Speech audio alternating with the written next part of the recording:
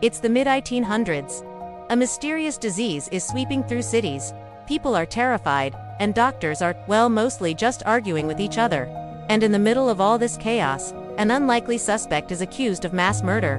Not a criminal, not a politician, but soap. Yes, the stuff you scrub your hands with. Today, we're diving into the bizarre chapter of history when people thought soap might kill them. And sometimes, they weren't entirely wrong. Before we can talk about soap panic, you have to imagine a world where people still debated whether bathing too much was healthy. In Europe before the mid-1800s, many believed water could actually weaken your body. Instead of showers, people relied on perfume, powder, and a heavy dose of denial. Soap existed, of course, made from animal fats, ashes, and later, exotic oils.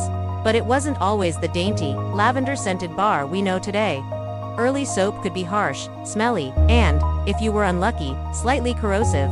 It was mostly for washing clothes or floors, not for scrubbing your face every night. Then came the Industrial Revolution. Cities grew, sewage systems lagged behind, and disease spread like bad gossip. When cholera hit in waves throughout the 1800s, people started panicking. They just weren't sure what was causing it. Dirty water, bad air, or, according to some rumors, soap itself. Cholera was the monster under every Victorian bed. One day you were fine, the next you were, well, not. And because medical science was still figuring things out, theories were flying faster than the disease. Some thought cholera spread through miasma, bad air, while others were starting to suspect tiny invisible creatures, what we now call germs. Here's where soap enters the suspect list. You see, soap in the mid-1800s wasn't factory pure.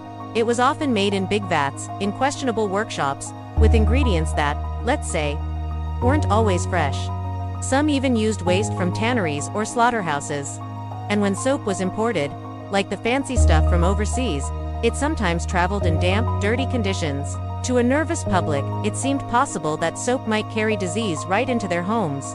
By the 1830s and 1840s, whispers spread in port cities. Certain imported soaps might be contaminated with cholera. Newspapers picked it up, adding a healthy sprinkle of fear and mystery. In London, one particularly famous rumor claimed that deadly soap from abroad had arrived by ship, ready to infect thousands. Some merchants refused to sell certain brands. Others advertised their soap as cholera-free, which is both reassuring and horrifying at the same time. Authorities weren't much help. In some cases, city inspectors actually confiscated soap shipments to test them. Of course, the tests were primitive, more about sniffing and looking than actual microbiology. But in the public's mind, the verdict was clear. Soap wasn't just cleaning your hands, it might be poisoning them. Now, you'd think this is the moment science clears soap's name. Well, not exactly. Around the same time, early germ theory pioneers, like Jon Snow, yes, the doctor, not the guy from Game of Thrones, were proving that cholera spread through contaminated water, not miasma. But until those ideas caught on, people were stuck in limbo. And here's the twist. Some soap was genuinely unsafe, not because it carried cholera, but because of the chemicals used in manufacturing. Lye-heavy soap could burn skin. Some imported soaps contained lead or arsenic-based colorants to make them look more appealing.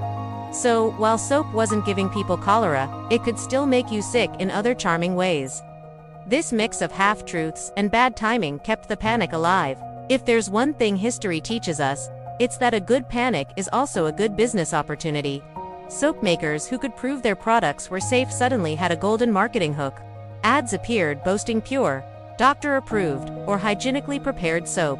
Some even included dramatic stories about foreign soap being seized and destroyed to protect the public, conveniently leaving their own local product as the hero. Meanwhile, in cities like Paris and New York, the fear spread beyond soap to other imported goods, fabrics, perfumes, even books.